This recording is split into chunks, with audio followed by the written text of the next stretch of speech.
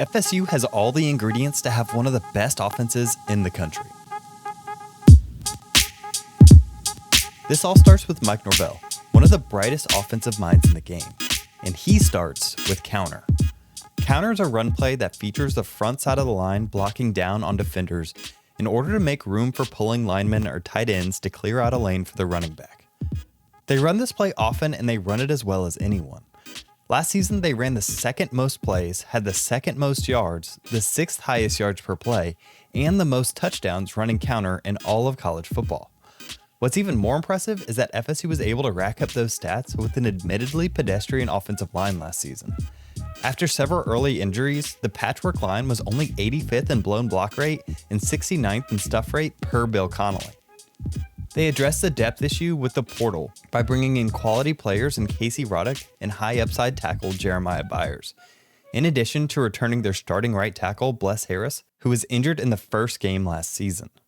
One of the major reasons that FSU was able to succeed despite these struggles was running back Trey Benson. Benson is a bigger back with high top-end speed who excels when he can get his momentum moving forward. When he does, he's one of the toughest backs to bring down in the country, breaking almost half a tackle per carry, the highest number PFF has ever recorded. However, if teams manage to get to him before he gets going, they have a chance to shut him down. That's why FSU's best running back may not be their best running back in their favorite play. Benson actually excels most on outside zone runs, which allow him to gather momentum before transitioning that momentum upfield. Last year the Noles had to rely on Trayshawn Ward to get something going in the run game when the line couldn't get a great push. But FSU won't be able to rely on those skills this season. So they'll have to rely on Rodney Hill and Keziah Holmes to be change of pace backs to give different looks when defenses figure out how to manufacture penetration. But even if defenses can account for all those running backs, they still have to account for FSU's quarterback, Jordan Travis, who is one of the most dangerous quarterbacks in the country with his feet. FSU has traditionally opened up the run game to him by adding a read to the backside of their normal run game. Whether it's counter, zone, or something in between, they just leave a backside defender unblocked. If he collapses towards the run, then Travis pulls with nothing but grass in front of him. However, he might be best when he's going off script. He has such a knack for avoiding defenders that he generally does a good job evading pressure in the pocket and avoiding big hits at the end of the runs. The stats bear this out. FSU was the 94th worst team in pressure rate, but only the 40th in sack rate, meaning he was able to single-handedly elevate FSU 54 spots in terms of pass protection. Travis isn't just a pretty pair of legs though. He has a pretty right arm as well, and all that attention that opponents have to give to the run game will open things up downfield. Luckily for him, Norvell has designed his passing game to generate high-efficiency metrics for his quarterback. They really specialize in two kinds of throws: screens and intermediate passes. Specifically, intermediate passes are ones in the 10 to 20 yard range that typically look like this from Norvell run offenses. These throws bolster his quarterback's yards per attempt and explosive play rate. Meanwhile, screens are easy completions that force secondary players to have to tackle in space. This beefs up the quarterback's completion percentage and forces the defense to come up to stop the bleeding. Both of these play types lend themselves well to larger bodied receivers.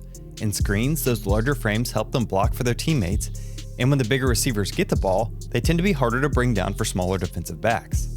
For the shot plays, it helps them to generate mismatches and win jump ball or back shoulder scenarios. And there may be no greater jump ball threat in the country than Johnny Wilson. Standing at 6'7", he was engineered in a lab for plays like this. He carries good weight on that frame and is still able to move like a receiver and has the body control to make acrobatic catches in air. What was odd about his performance last year was that he was virtually automatic on the difficult throws, but he struggled a few times hauling in some easy completions. The bad news for FSU's opponents is he's going to have a bit more company this year. FSU added to the jump ball parade with Jaheim, a tight end transfer from South Carolina, and Michigan State do-it-all receiver Keon Coleman. There aren't many teams in the country who will be able to match up with all those threats on the outside. Slot receiver is another question though. FSU's losing their most reliable receiver in Micah Pittman from last season, but they're replacing him with some high ceiling but relatively unknown talent. The most likely contributor here will be Winston Wright, who was explosive in his last stop at West Virginia, but is still coming off a pretty bad lower leg injury from a year and a half ago. Another name to watch is Destin Hill, who had one of the wildest recruiting sagas in recent college football history, but has shown up ready to play from day one of fall camp. So how does a so-called elite offensive mind use all of these weapons? Well, the primary way he uses them is through unbalanced sets and unique formations which allow him to hunt for specific matchups. Here's a good example from my last video. This empty formation has a big-bodied tight end Marcuston Douglas flexed out wide, which puts Johnny Wilson inside at slot. This untraditional alignment gets Wilson a one-on-one with a smaller safety, and Norvell takes advantage of this using his go-to passing concept, slot fade. In slot fade, the outside receiver occupies the corner with a hitch, and the slot takes his defender deep. Since the deep route is run by the inside guy, it gives more room for the quarterback to make this pass. With all of these weapons, it's hard to imagine anything but improving production for quarterback Jordan Travis. Each season at FSU, he has taken another step towards being a more complete player. He came in with elite athleticism, but has since learned to command the pocket and finished last season with the 16th best passer efficiency and PFF's highest grade among quarterbacks. Last season, he really progressed in terms of decision-making, particularly pre-snap decision-making, but I think he has some room for growth here. There were times when opposing teams were able to use pre-snap motions and alignments to mess with his eyes, which goaded Travis into some poor plays. I covered this in more depth in my postseason review video, which I linked in the description below. But I fully anticipate those needed strides to be taken. Mike Norvell's quarterbacks have improved their passer rating every season they've returned under his tutelage, and I don't see a reason why that would change here.